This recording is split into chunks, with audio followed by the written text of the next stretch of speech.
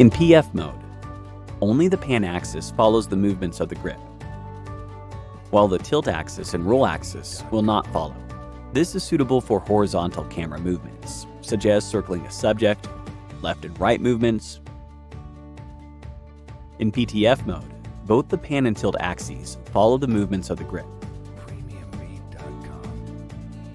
and the roll axis will not follow. This is suitable for shooting diagonally. In FPV mode, all three axes follow the movements of the grip. The mode is normally used for flipping shots. In custom mode, you can manually set any axis to follow.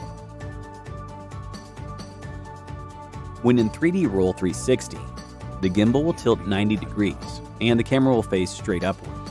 Then, you can control the joystick to rotate the pan axis 360 degrees to create a time tunnel effect.